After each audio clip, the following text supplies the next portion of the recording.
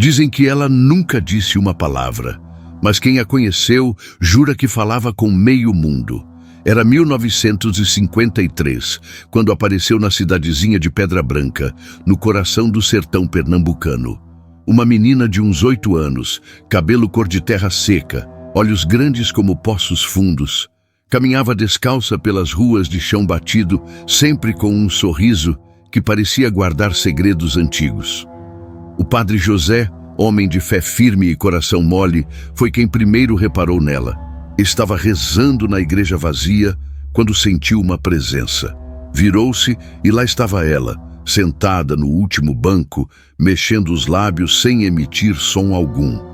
Mas o padre jurava que escutava uma voz doce, sussurrando orações que ele nunca havia ensinado. Preces antigas, palavras em línguas que não existiam nos livros. Quando ele piscou, a menina havia sumido. Só restava no ar um cheiro de chuva nova, mesmo com o céu limpo lá fora. Dona Conceição, que varria a porta da igreja todas as manhãs, disse que viu a menina conversando com o vento. Não falando para o vento, mas com ele. Como se o vento respondesse. Como se entendessem uma linguagem que só eles dois conheciam. As folhas secas dançavam ao redor dos pés descalços dela, formando círculos perfeitos. E quando ela sorria, o vento parava. Ficava tudo quieto. Quieto, como se o mundo inteiro prendesse a respiração para escutar o que ela não dizia, mas que todos sentiam no peito. Uma paz que doía de tão bonita. Uma certeza de que alguma coisa muito importante estava acontecendo naquele lugar esquecido por Deus. Ou talvez lembrado demais por ele. Foi seu Nicolau quem descobriu o primeiro milagre, ou a primeira maldição. Dependia de como você olhava. Nicolau era um homem seco, igual à terra que pisava. Viúvo, há 10 anos, criava sozinho 3 filhos pequenos. Trabalhava na roça de sol a sol, mas a seca daquele ano prometia ser cruel. O milho estava morrendo, o feijão nem brotou. As crianças choravam de fome toda noite. Nicolau já não sabia mais o que fazer. Pensava em pegar a estrada, abandonar tudo, tentar a sorte na cidade grande. Foi quando viu a menina parada na cerca da sua propriedade. Ela estava ali, quieta, olhando para a plantação morta. Nicolau se aproximou devagar, com medo de espantá-la. Mas ela não se moveu. Apenas estendeu a mão pequena e tocou o arame farpado. Na hora, uma coisa estranha aconteceu. As plantas começaram a se mexer. Não era vento, era outra coisa, como se alguém estivesse sussurrando para elas acordarem. Folha por folha, galho por galho, tudo foi ficando verde. Verde de um jeito que Nicolau nunca tinha visto. Um verde que parecia brilhar por dentro. Em 3 dias, a roça estava a mais bonita da região. Nicolau quis agradecer, procurou a menina por toda parte, mas ela havia desaparecido.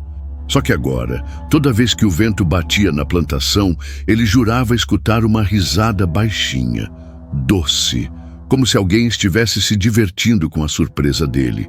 E quando contou para a mulher do vizinho, ela disse uma coisa que gelou o sangue do homem. Nicolau, você não sabe, essa menina morreu há 5 anos. Está enterrada no cemitério velho, lá do outro lado da serra. O cemitério ficava numa colina seca, coberta de mandacaros e coroas de espinhos. Poucas pessoas se aventuravam lá, principalmente depois que o coveiro morreu, e ninguém mais cuidava dos túmulos. Nicolau subiu a trilha com o coração batendo forte. Queria ver com os próprios olhos. Queria entender. Entre as cruzes tortas e as pedras rachadas pelo sol, encontrou uma sepultura pequena. Pequena demais. A placa estava apagada pelo tempo, mas ainda dava para ler. Maria do Silêncio, 1940-1948. Falou com Deus antes de falar com o mundo. Nicolau sentiu as pernas bambearem. 8 anos. A menina tinha morrido aos 8 anos, a mesma idade da menina que ele viu na cerca. Sentou-se na pedra ao lado do túmulo e ficou ali, tentando entender. O sol estava se pondo quando escutou passos atrás dele. Era Dona Benedita, a parteira mais velha da cidade. Uma mulher que tinha trazido metade da população ao mundo e visto a outra metade partir. Ela se aproximou devagar, com aquele jeito de quem sabe mais do que diz. "Você a viu, não foi?" perguntou, sem nem olhar para Nicolau. "Ela aparece quando alguém precisa, sempre apareceu, mesmo depois que morreu." Benedita se ajoelhou ao lado do túmulo e começou a arrancar o mato que crescia em volta. Maria nasceu diferente, não falava, mas todo mundo entendia o que ela queria dizer. Quando morreu, de uma febre que os médicos não souberam explicar, metade da cidade chorou.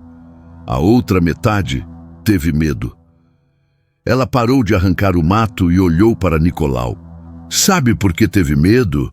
Porque no dia do enterro, quando desceram o caixão, todas as flores secas do cemitério floresceram de uma vez. E desde então, ela nunca mais descansou. Não consegue, ainda tem muito amor para dar." As aparições se multiplicaram. Cada pessoa que precisava de algo, cedo ou tarde, encontrava a menina. Sempre em silêncio, sempre com aquele sorriso que parecia carregar a ternura do mundo inteiro. Zé da Farinha a viu no dia em que decidiu se enforcar. Estava no quintal, com a corda já preparada, quando sentiu uma mão pequena tocar a sua. Virou-se e ela estava ali, balançando a cabeça que não. Sem dizer palavra, pegou a corda das mãos dele e a transformou numa guirlanda de flores. Flores que não existiam naquela época do ano. Zé chorou tanto que encharcou o chão seco. Quando parou de chorar, ela havia sumido. Mas ele nunca mais pensou em morrer. Comadre Luzia a encontrou no poço seco da fazenda. Luzia estava grávida de 8 meses e não tinha uma gota d'água para beber. Estava rezando, pedindo a Deus que salvasse a criança que carregava no ventre. A menina apareceu como uma miragem, mas real demais para ser ilusão. Tocou a barriga de Luzia e depois apontou para o poço.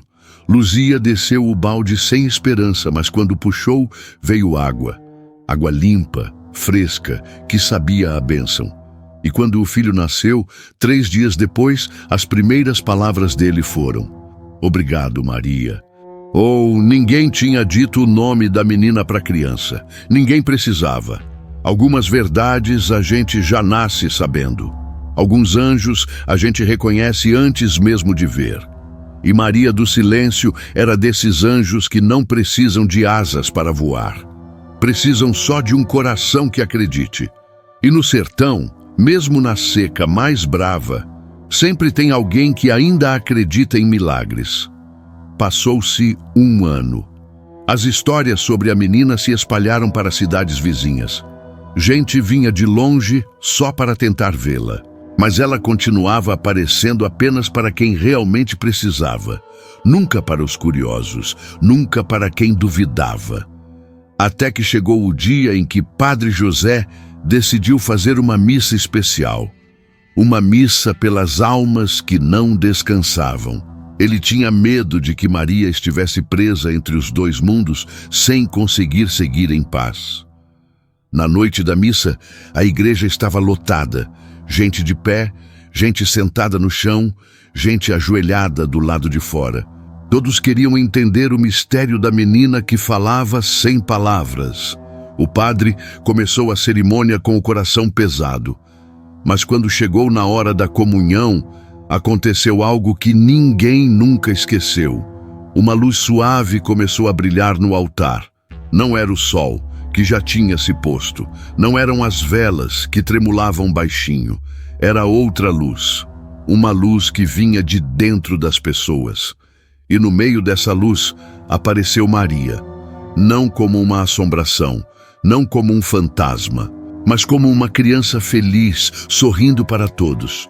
Ela caminhou pelo corredor da igreja, tocando de leve cada pessoa que encontrava. E a cada toque, as pessoas sentiam uma paz que não sabiam explicar. Uma certeza de que tudo ia dar certo, que o amor não acaba nunca, que tem coisas neste mundo que são mais fortes que a morte. Quando chegou ao altar, Maria olhou para o padre e, pela primeira vez, abriu a boca. Sua voz era como água corrente, como vento na folhagem, como o primeiro choro de uma criança. Obrigada por cuidarem de mim. Agora posso ir em paz. E então ela simplesmente se desfez na luz, como açúcar na água, como sonho que vira lembrança. A igreja ficou em silêncio por um tempo que parecia eterno. Depois, as pessoas começaram a sair devagar, cada uma carregando dentro do peito um pedaço daquela luz. E dizem que até hoje, quando alguém em Pedra Branca está passando por dificuldades, ainda sente um vento suave que sussurra no ouvido: não desista, ainda tem muito amor para dar.